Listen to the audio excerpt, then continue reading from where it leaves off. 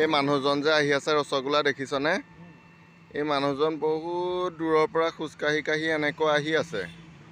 ৰসগোল্লা এই মানুহজনৰ বিষয়ে অকণমান জানিবলৈ বিচাৰিম আৰু কিবা এটা খোৱা বোৱা মানুহজনক দিলোঁ হয়। তাকে তুমি আগবাঢ়ি যোৱাচোন। ক'ৰ পৰা আহিলে? ক'ৰ পৰা আহিলে? ক'ৰ পৰা আহিলে? অসমীয়া বুজি নাপায়? ঘৰ ক'ত আপোনাৰ? হা? ভাতপতা। খোৱা বোৱা কিবা কৰিলে? খোৱা বোৱা কিবা কৰিছে? কিবা খানা পিনা কৰিছে কিবা? হা? পইচা আছে কিবা? পইচা আছে? হা?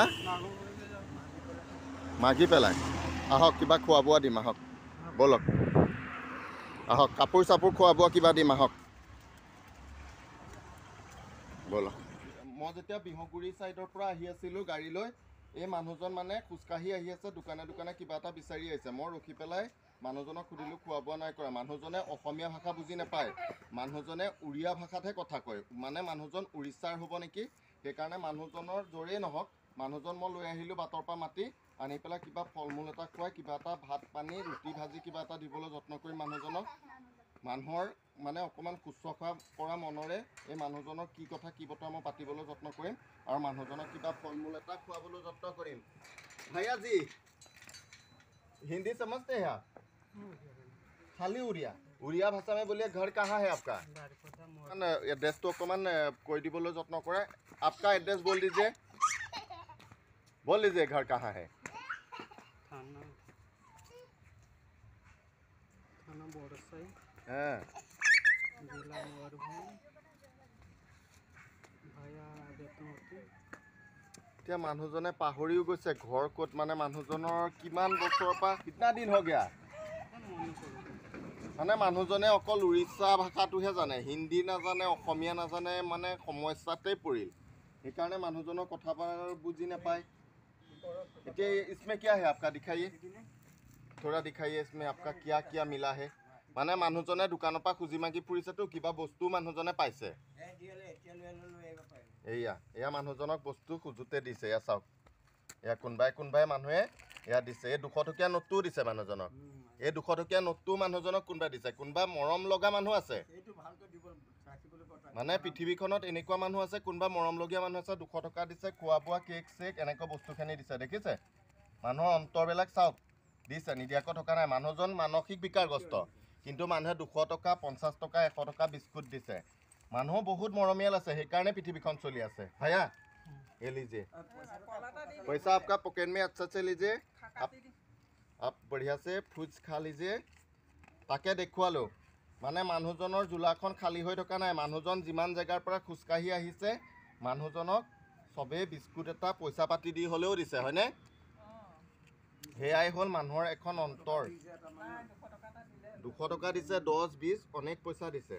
সঁচাকৈ এই মানুহজনকো মই ভাত পানী খুৱাম। ভাইয়া লিজিয়ে নাই কোন কেনেকুৱা টাইমত কোন কি হৈছে কোনেও ক'ব নোৱাৰে।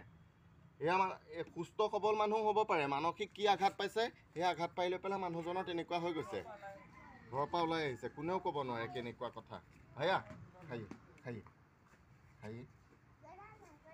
এইটোৱে মানুহৰ জীৱন।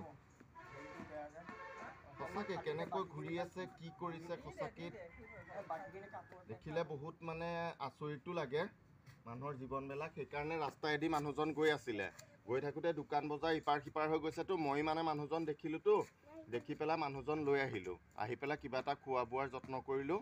তাকে সঁচাকৈ মানুহৰ জীৱনবিলাক বহুতেই বেলেগ লাগে।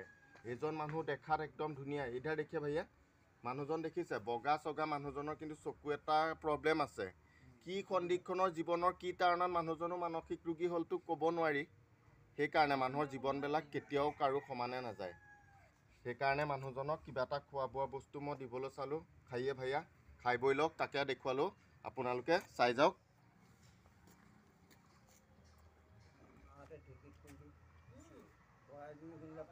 মানে মানসিক বিকাৰগ্ৰস্ত হ'লেও মানুহজন মানে এনেকৈ বেগ এখন বান্ধি লৈছে পিছপিনে, মই তাকে দেখুৱাবলৈ। মানুহজন মানে উৰিষ্যাৰ পৰা কেনেকৈ আহি আছে, খোজকাঢ়িয়েতো আহি আছে চাগৈ, কিন্তু মানুহজনৰ মানসিক বিকাৰগ্ৰস্ত হ'লেও বেগটো কেনেকৈ মানে ফৌজিয়ে বেগ বন্ধা দি বান্ধি লৈছে দেখিছে পিছপিনে, কেনেকুৱা মানে এয়া টানিলেও নেৰে।